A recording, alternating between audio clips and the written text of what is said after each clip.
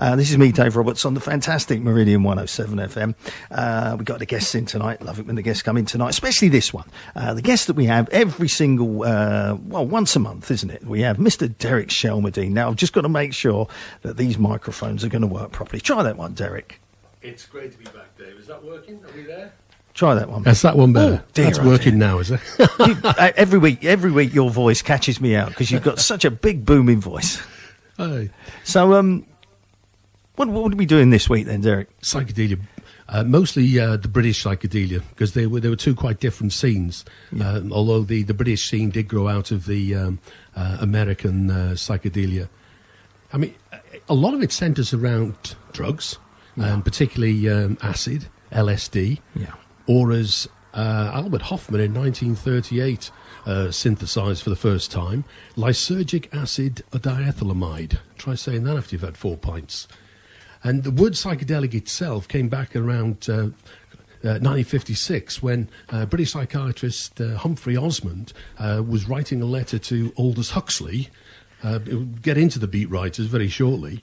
He was asking about various mind-altering drugs, and it was Osmond who actually coined the expression psychedelic in a letter to Aldous Huxley as a synonym for hallucinogenics.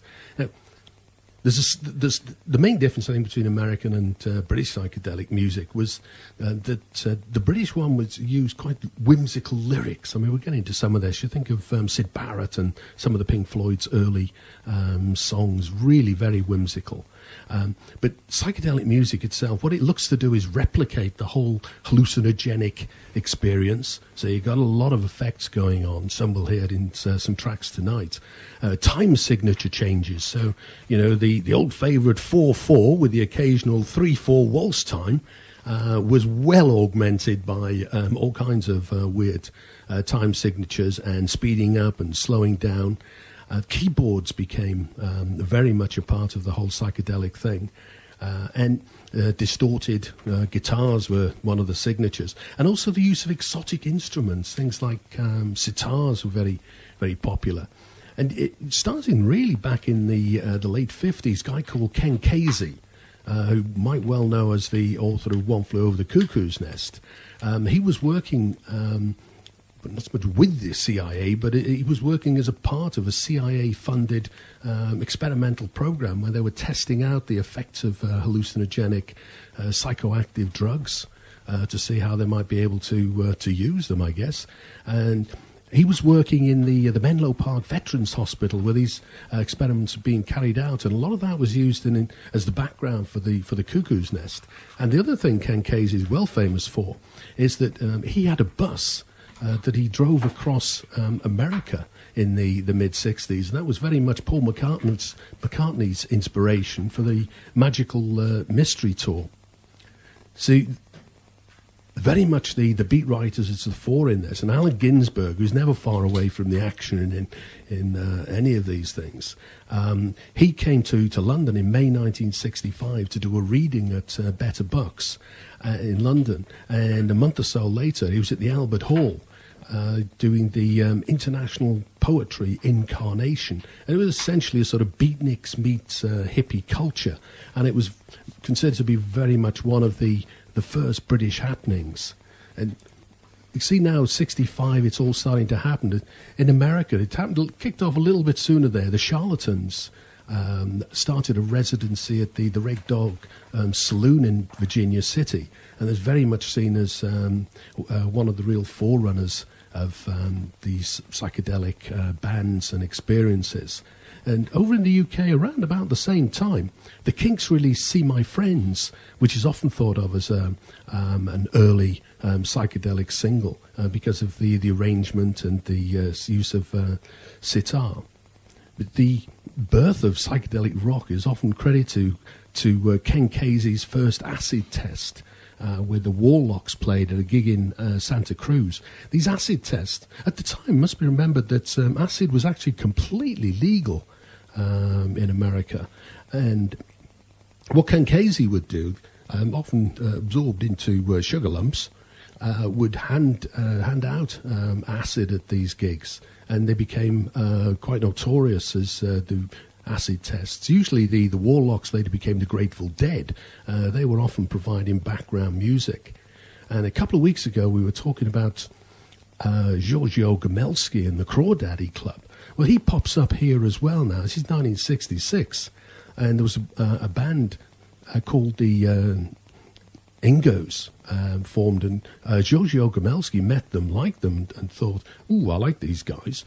Changed their name to Blossom Toes, put them on his Marmalade album, record label for their album. And in 67, they released their first album, and it's got the wonderful title of We Are Ever So Clean. And I just think that has got to be one of the album titles of all time, really. I'll tell you what we do now, Derek. Let's bring in Keith West, because obviously, as you may or may not know, Keith was lead singer of Tomorrow, also had a hit with Excerpt from a Teenage Opera in 1967. And but, you know, Tomorrow were one of those bands that were kind of like the... really instrumental, if I can use that kind of punny type word, with sort of, you know, they were there at the beginning, weren't they? Very much. Keith, are you there? I am here. Hello, mate. Hello, how are you all doing up there? This guy knows his stuff, doesn't he? This is more than I do.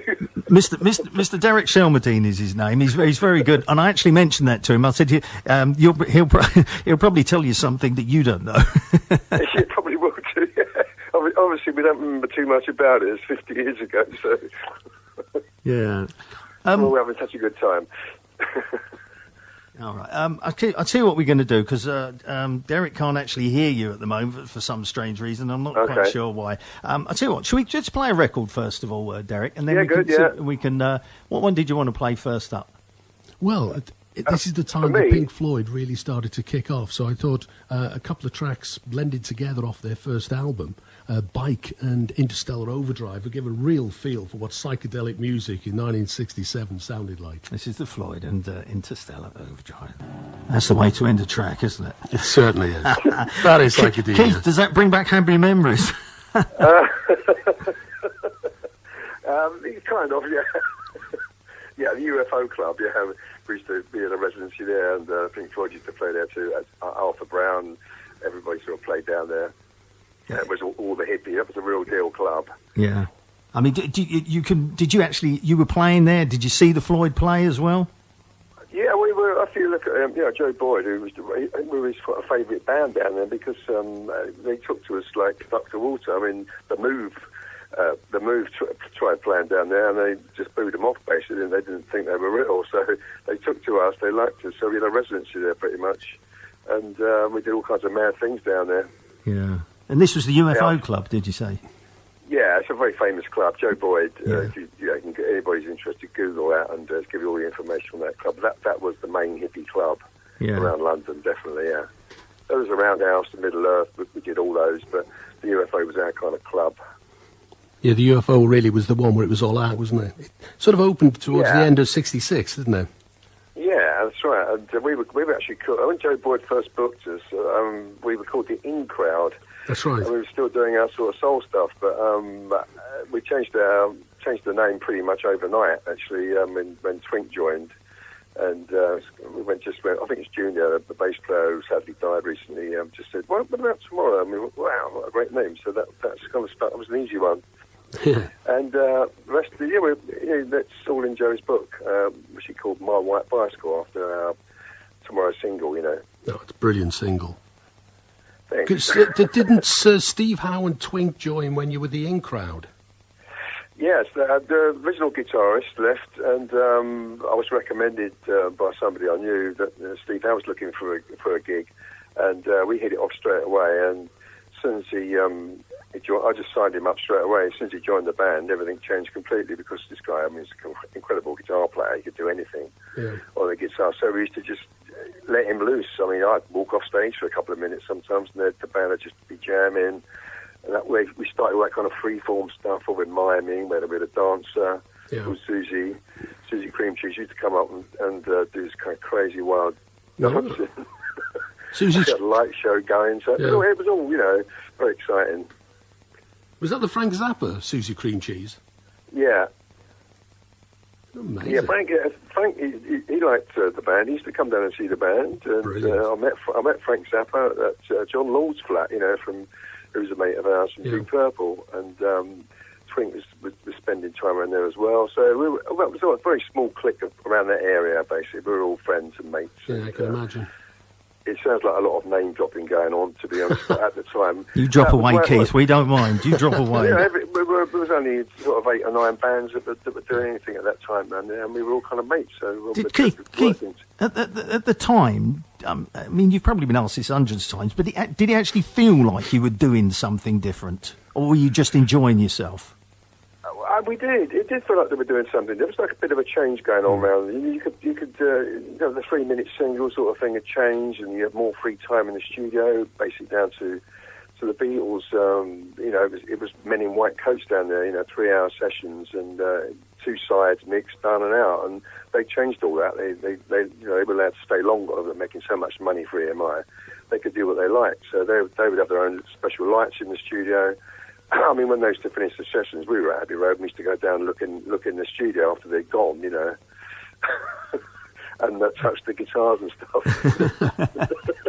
I mean, 65, 66, that was when the whole beat thing was dying away. The British invasion was over. Yeah. And this whole new style of music was very much coming to the fore, I think, on both sides of the Atlantic. Yeah, we were listening to the Birds a lot. That track of theirs, Wire, we used to put in our live set, and that was quite a big thing. Steve and I used to, we buddied up straight away more or less. I used to go stay around his house. We used to play records all night long. Listen, we both had the same taste in music, and he was a jazz. He turned me on to jazz as well. Yeah. I mean, he liked a lot of Wes Montgomery kind of stuff, Kenny Burrell, and he could play all that stuff as well. He was an amazing talent. It really is. Yeah, still is. Absolutely. I mean, there was quite a lot of sort of jazz influence then. I mean, bands like Colosseum were coming in. I think around the sort of 66, 67 time, it was an unbelievable time because people were hearing things. I mean, that track there from, a couple of tracks blended together from the Floyd's first album. I remember I bicycled, that was 1967, on my bike, and I wasn't a keen bicyclist by any stretch of the imagination, but I rode into Chester, which is about 7 miles away, to our local record shop, and listened to it. In the days when they had a booth on the wall, and you stuck your head in the booth. And I listened to the first side of the album, thought, wow, this is weird. So I thought, well, 7 miles to go back. At least I ought to listen to the other side. So I listened to the other side. It's even stranger. But you'd never heard anything like the music that was coming out. I mean, My White Bicycle, there wasn't an awful lot like that before it. Brilliant song. No, there wasn't. That was. I mean, to be honest, when you're involved in all that and it's all going off, you're working every day. More or less, we were doing two shows a day sometimes, and you get so into the whole thing. You don't need to rehearse. You're writing songs. I mean, My White Bicycle took me probably about an hour to write the whole thing. I think I've just dusted the lyrics off, got home, got a guitar out. I needed about 3 or 4 chords. That was all I knew, and so that's the way that was written, basically. Perfect. And you were the first. Tomorrow was the first ever John Peel session, wasn't it? Yeah, that's right. Yeah. How did you come to meet John Peel? He came down to. We had a residency at Blazes, a nightclub in South Kensington, where everybody from about '66, I think probably that was. And I think Twink had just joined then.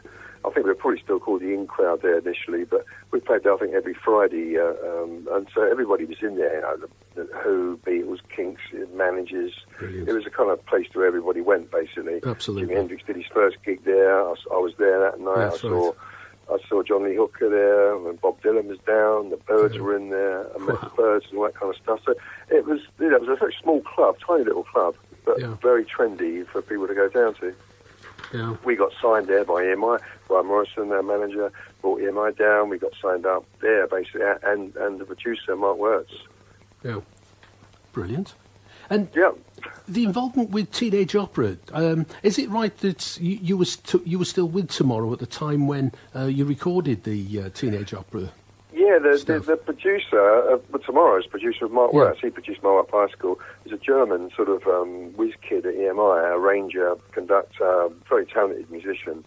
And Steve Howe had been working with him on some sessions for this. So actually, Steve Howe's on the B-side.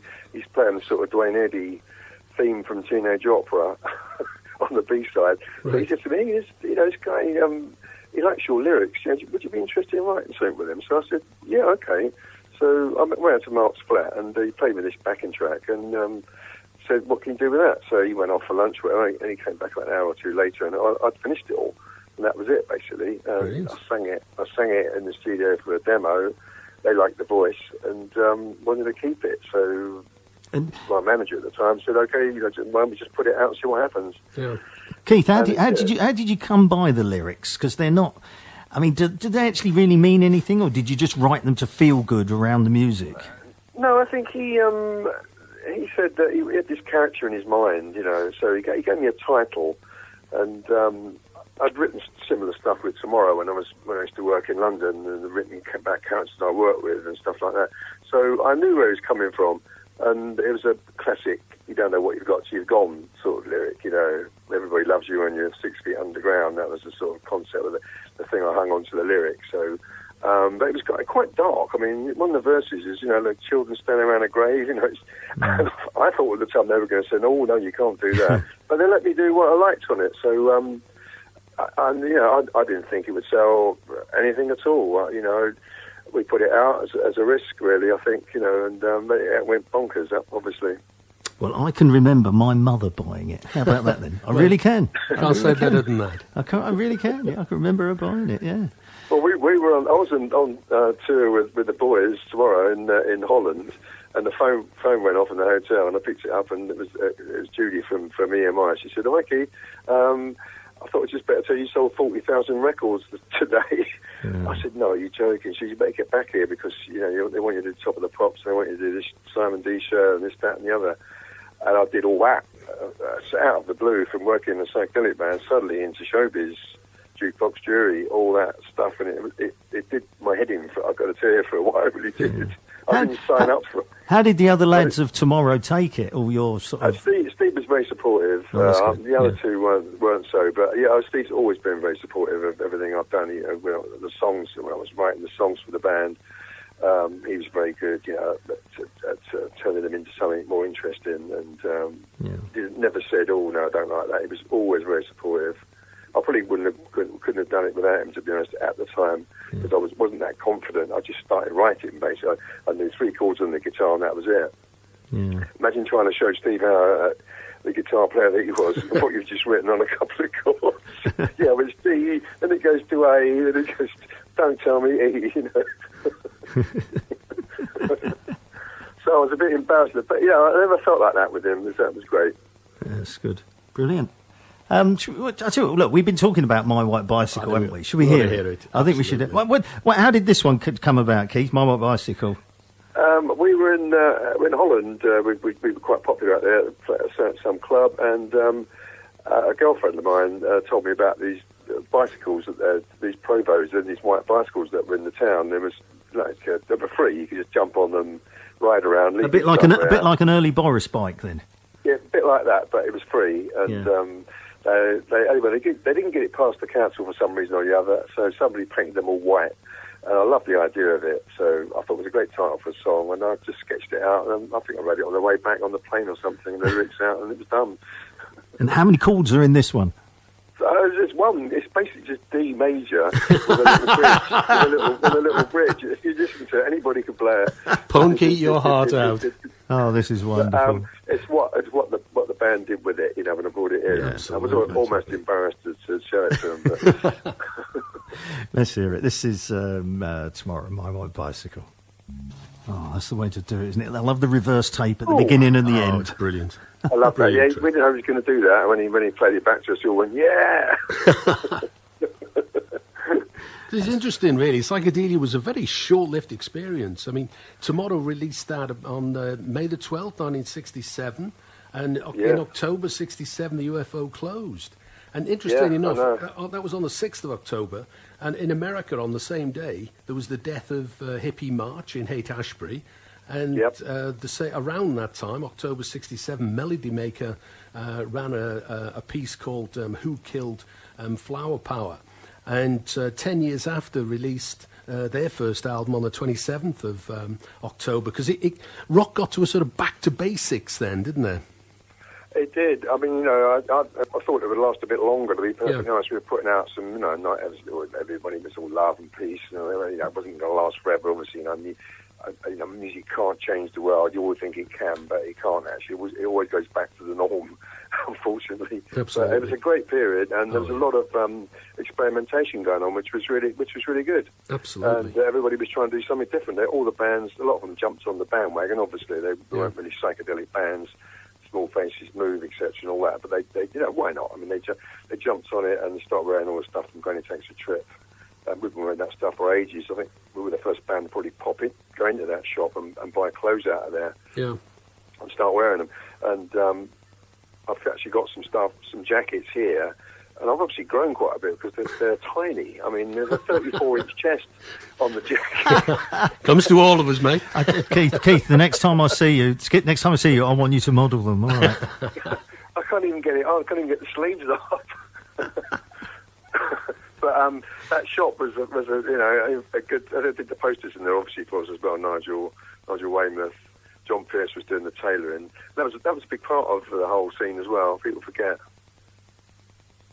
Amazing. Yeah. Brilliant stuff, isn't it? Oh, it was good. But there was still new stuff coming out. I mean, Tyrannosaurus Rex, early 68, Deborah arrived. That's very much considered to be psychedelic folk.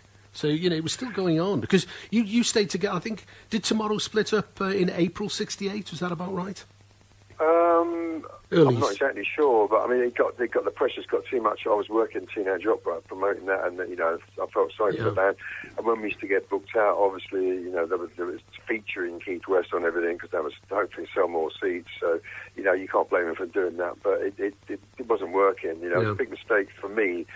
I didn't realise it was going to go that big. It was 800,000 records later or something. That thing sold. It was massive. It was huge in Germany, and I was out there all the time. It was a shame. It's just, I was out of my control, to be honest. I was just told to go here, go there, and do this and do that. And I should have actually put my foot down and said, tell you what, you can't do that. Once you've had a hit, everybody associates you with that hit forevermore, basically. I've learnt that. Yeah. And it was such a big record. It was hard to go and follow it up with anything, to be honest. It really was. Yeah, so I walked away from it in the end. And when I was talking to you the other day, Keith, you mentioned that a possibility of a kind of a stage production of it. How's things going with that? Or do you want to tell us all about it now? Yeah, I got a letter from a producer. You've got an entrepreneur, and he's interested in doing something with it. So I went along to the Shaftesbury Theatre, and we were doing The Lion King, and they were doing a sort of a performance of it, basically, of what they put as many songs in as they possibly could from that period, some Tomorrow stuff, some Mark Wertz's stuff. And I'll meet up again next week, and it looks like it's going ahead, so it's going to be like a stage production, because I think there's 4 or 5 musicals out at the moment around that era, and there seems to be some 50th anniversary now, 2017, so it looks like it's going to be going ahead, so I'll keep you posted. Sounds good, doesn't it? That'd be brilliant. Really good. Yeah. Excellent. Piece of history. Yeah, fantastic. Steve, I don't think I'm going to be too involved in it, but I mean they've got the songs there, so I've given them. They just asked if I was, happy about it. I said, yeah, fine. You do your thing, and we'll see what happens to it. So I wish them all the luck in the world. They're a great bunch of guys. They really are. They're so enthusiastic. It's quite eye-opening. Yeah. That should be That's brilliant. a theatre for you, darling. It's a different world. Exactly. But Steve Howe and Twink went on to do some good stuff as well. Steve Howe joined Yes, didn't he? He did, yeah. He's still out there touring. He's the hardest working bloke I know, actually, out there. He's doing... there's Rick Wakeman, John Anderson, Trevor Rabin in a Yes band, and the Steve's out there. He's been touring with, I don't know, Alan White, I think, probably, isn't it? Because Chris is down I there. imagine so, yeah. Yeah, and it's a strange mixture. They always don't get on too well. It's always been complicated, that band. Yeah. But he's still working. He's still working. He's got a new album. He's got an anthology 3-set CD coming out in May, which I've got about. We wrote 4 songs together on it, so they'll be on there as fillers, as something different. And there's his whole career's on this 3 Rhino CD set. If anybody's listening, who's a Yes fan. Yeah. Yeah. And Twink... So we still keep in touch, and we still do a bit of work together now and again. Twink's now Muslim. He's got some strange name. He's living in Morocco or somewhere. Oh, right. Good friends with Cat Stevens. I bet he is. But he was with Pretty Things long enough to be on SF Sorrow, wasn't he? That's right. Yeah, he Which did a is bit good. of miming with the Pretty Things, didn't he? He wasn't actually playing drums. He was... and Cat Stevens, he's an interesting character. Oh, he is. I went on a tour with him once with the Small Faces. I think it was Pat Arnold and Cat Stevens. Yeah. And he was really upset. He used to come in my room. He was crying because they were all taking a mickey out of him on the tour. Yeah. He was a troubled man. Even then, he was. He was. When he was doing Matthew and Son and all that kind of stuff. Yeah, but he was But, into... he's written some fantastic songs, let's be honest. Absolutely, yeah. Has he? You know. Yeah. But he's into numerology and Buddhism and all kinds of stuff. Yeah, he Yeah, was he looking for something. Yeah, very much so. Even at that age, at 20 or something, he wasn't very happy. He was looking for something, and good luck to him. He's found what he wants and needs, and but great songwriter. No, you can't take that away from him. No, he's written some brilliant stuff. And you don't want to be on the tour with the Small Faces because they were terrible. Any sort of sign of weakness, they would jump on you. Yeah. They like to laugh. Oh, good Yeah, characters. certainly I think. did. They Yeah. like good to laugh. characters. They did, yeah. How you going there, Okay, Richard? a little story for you Yes. before you go, because I did a blind date once in the Melody Maker, and you have to review these records, and then they come out and they're blind. You're blind, you don't know what cut they're going to put on, and one of them is Ichiku Park, which I did have a bit of a go at, I've got to say. And about 3 or 4 weeks later, I was doing a show with them, so Steve Marriott came over to me on the plane and comes over and goes, "Boy, what do you want to slag our record up for?" I thought it was going to hit me from there. He could- Sorry, mate. I don't think he could punch his way out of a paper bag, could he, Steve Marriott? No, He's only no. about 5 foot tall, wasn't he? He was really tiny, yeah. Tiny but little thing. Fireball. A lot of energy. A lot of energy, and what a Bounced voice! up and And what a down. voice, though! Oh, brilliant. And what a voice! Yeah. Oh, yeah, great singer. Fantastic singer, yeah. That's to be... I think Jimmy Page tried to get him for Led Zeppelin, didn't he? That's right. Wow. Yeah. Yeah. And he turned it down, yeah.